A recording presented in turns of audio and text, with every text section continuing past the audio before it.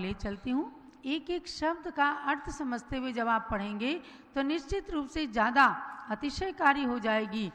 बंधुओं, जब एक मेढक ने भगवान की भक्ति की तो देवता बन गया और देवता बन करके आकर के जो उसकी भक्ति की इच्छा अपूर्ण रह गई थी वह आकर के उसने महान नृत्य करते हुए खूब भगवान की समो शरण में जा करके और भक्ति वंदना प्रस्तुत किया था। तो ऐसी भक्ति को यदि हम सब मानव होकर के करेंगे तो कौन सी चीज़ ऐसी है जो नहीं मिलेगी? सब चीज़ें मिलेंगी। तो छठे श्लोक में पूज्यपाद स्वामी क्या कहते हैं?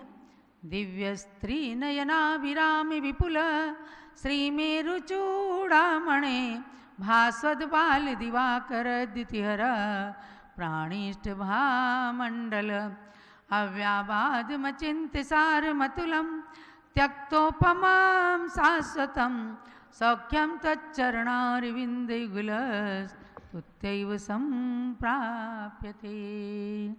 एक एक श्लोक के अर्थ अलग अलग हैं, भाव सबका एक है। पहले आपने 5वें श्लोक में सुना कि भगवान आपकी भक्ति करने से बड़े बड़े हाथी जैसे विघ्न भी नष्ट हो जाते हैं। तो अब इसमें कहते हैं दिव्य स्त्री नयना विराम। हे भगवान, आपको देवांगनाएं स्वर्ग की अप्सराओं के भी आप नयना विराम हैं, इन्हें उनके नेत्रों को भी इतने सुहाते हैं, इतने सुहाते हैं कि वे आकर के घंटों घंटों आपके समक्ष आपके वितराग छवि को देख देख करके और नृत्य करती रहती हैं। यानी वे तो बहुत सुंदर होती हैं लेकिन फिर भी आपकी वितराग छवि उनको भी अच्छी लगती है। दिव्य माने दिव्यांगना, यानी कि देवता की स्त्रियां उनके नयनाभिराम माने उनके नेत्रों को भी सुंदर लगने वाले आप हैं। विपुल श्रीमेरु चूड़ामणे, कितनी सुंदर बात कही।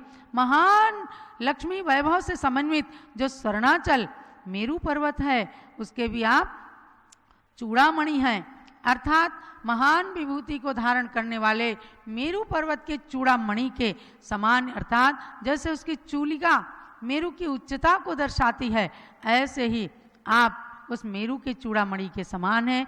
यानी संसार के अंदर सर्वोच्च हैं, सबसे अधिक श्रेष्ठ हैं, ज्येष्ठ हैं। और भास्वत बाल दिवाकर द्वितीहर, बाल दिवाकर माने बाल सूर्य, उगते हुए सूर्य को बाल सूर्य कहते हैं।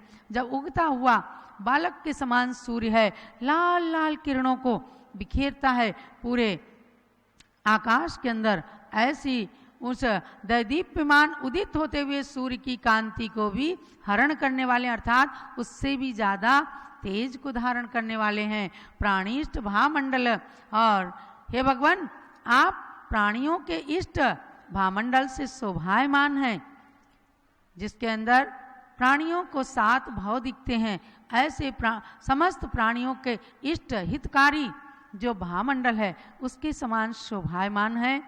तच्चरणारविंद युगलस तुल्या एव, आपके दोनों चरण कमलों की स्तुति करने से, स्तुत्या एव, आपके दोनों चरण कमल युगलों की स्तुत्या, तृतीया विभक्ति, अर्थात उस स्तुति के द्वारा ही इस जीव को अव्याबाधम अचिंत्य सारम, बाधा से रहित, अचिंत्य महात्म्य से सहित, अतुलम अतुलनीय, तुलना से रहित, त्यक्तोपमम यानी समानता से, सब उपमाएं जिन्हें त्याग कर दी है ऐसी उपमाओं से रहित, यानी कि शाश्वत, नित्यम सौख्यम संप्राप्यते। प्राणी जब आपके चरण कमलों की स्तुति का आश्रय ले लेते हैं तो वह नित्यम, नित्य ही सुख को प्राप्त संप्राप्यते, प्राप्त हो जाते हैं। आप देखो स्तुति करके कितना मजा आता है। जितना माला फेरने में, ध्यान करने में भी मन स्थिर नहीं होता, उससे कहीं ज्यादा स्थिरता आती भगवान की स्तुति करने में, भगवान की पूजा करने में, भक्ति पूर्वक भगवान की जयमाला पढ़ने में बहुत ही मन स्थिर होता है। और वही स्थिरता कर्म की निर्जरा में कारण होता है। भोजन करना उतना महत्वपूर्ण नहीं है, भोजन कितना पचा, कितना खून बना, कितना रस बना, ये ज्यादा महत्वपूर्ण है। ऐसे ही स्तुति पाठ हमने कितना कर लिया, कितना ध्यान कर लिया, कितना आंखें बंद करके बैठ गए, ये महत्वपूर्ण नहीं है। हमने भगवान की स्तुति के शब्दों से कितने कर्मों की निर्जरा कर ली, ये महत्वपूर्ण है। जब एक पामर प्राणी मेढक भगवान की भक्ति के लिए कमल का फूल ले जा सकता है और हाथी के पैर के नीचे दब गया, बेचारे की भक्ति पूर्ण भी नहीं हुई, लेकिन भक्ति की भावना मात्र से देवता बन गया, तो क्या हम देवता नहीं बन सकते? अरे हम तो मोक्ष सुख को प्राप्त करेंगे, बस शर्त ये है भगवान की भक्ति में एकाग्र चित्तता होनी चाहिए।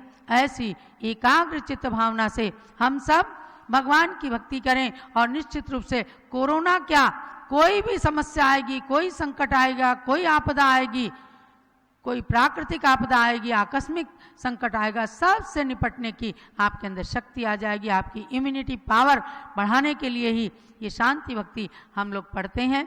पूज्यगण्य ज्ञानमती माता जी नित्य ही आप सबके कल्याण के लिए सुबह से शाम तक खूब मृत्युंजय विधान, ऋषभ देव विधान, 16 कारण विधान, ऋषभ देव विधान, शांति विधान, नवग्रह विधान, सब कुछ कराती रहती हैं कि हमारे देश के अंदर, दुनिया के अंदर शांति की स्थापना हो। ऐसी शांति की स्थापना की भावना के साथ भगवान शांतिनाथ के चरणों में कोटि कोटि वंदन कीजिए। जब लो शांतिनाथ भगवान की